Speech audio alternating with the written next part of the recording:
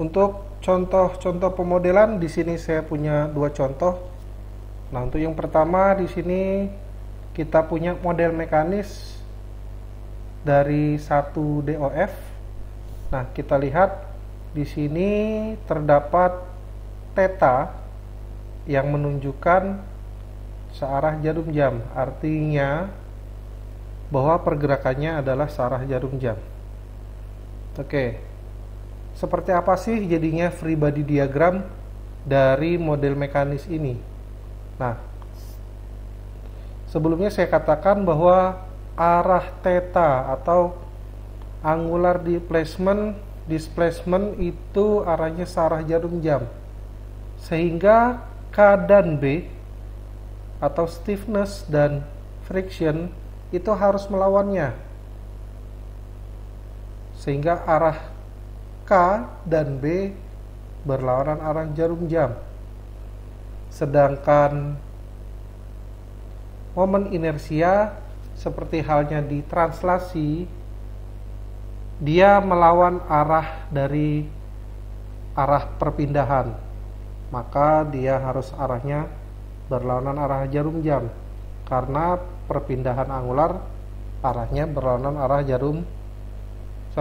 searah jarum jam. Untuk torsinya sesuai dengan model mekanis arahnya tetap searah jarum jam.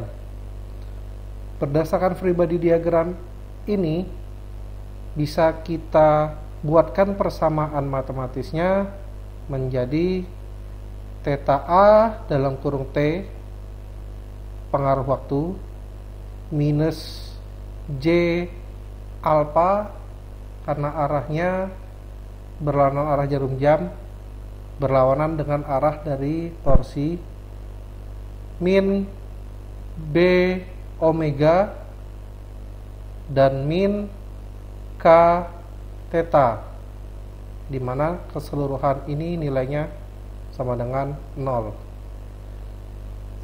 Sehingga persamaan akhirnya adalah J theta dot dot atau juga alpha, karena alpha itu merupakan keturunan kedua dari theta atau perpindahan angular, dan ditambah B theta dot ditambah K theta sama dengan torsi A.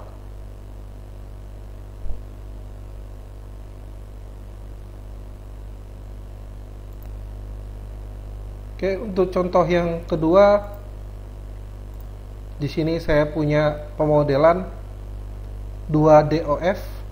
Oke.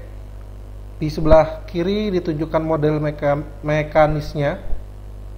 Kalau kalian lihat, yang ini adalah J1, ini J2.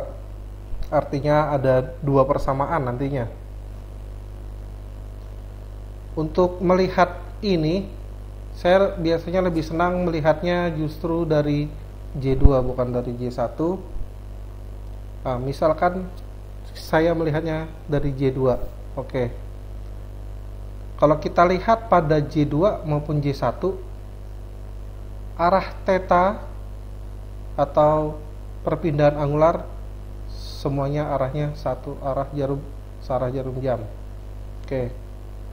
Sehingga pada persamaan model mekanis J2, jika dibuatkan free body diagramnya, dia ada pengaruh K2 dan B2, maka K2 dan B2 ini seperti saya katakan pada contoh sebelumnya, dia pasti akan melawan arah perpindahan yang terjadi, atau di sini theta 2. Maka arah K dan B itu berlawanan arah jarum jam, dan momen inersia atau J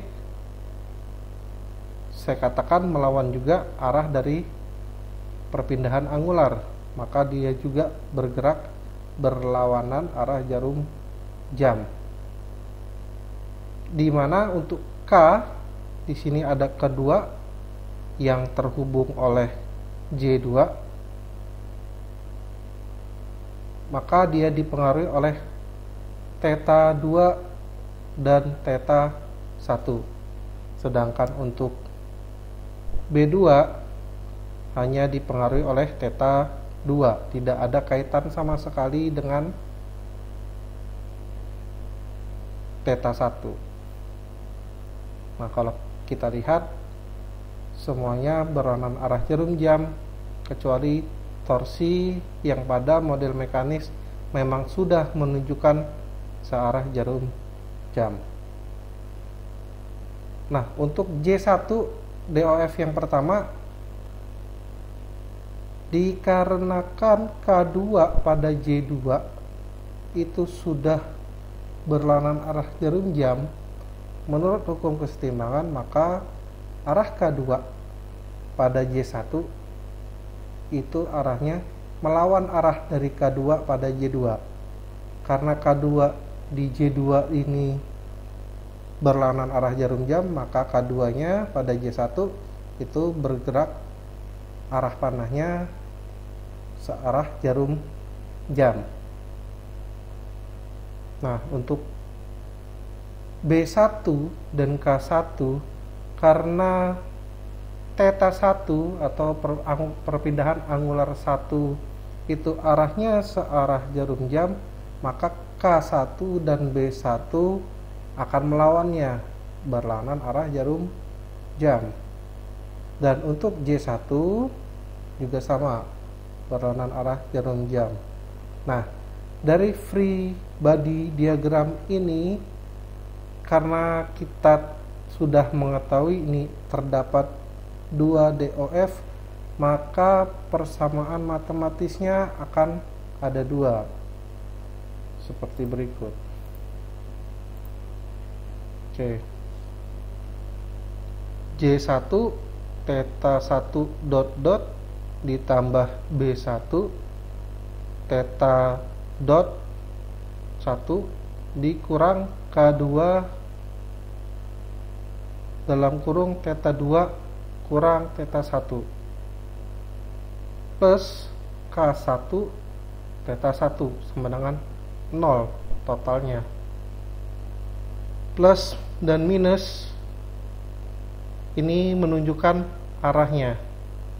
Jika saya kembalikan ke free body diagram, jika theta A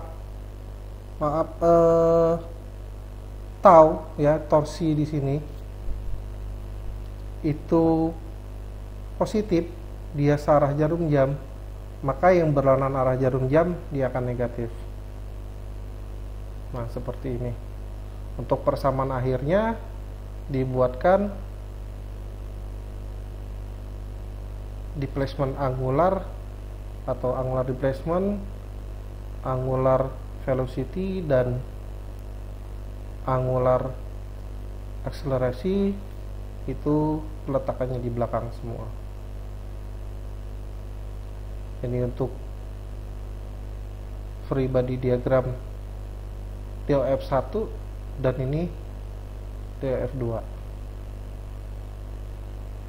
Sekian dari saya, semoga video ini dapat membantu. Saya akhiri. Assalamualaikum warahmatullahi wabarakatuh.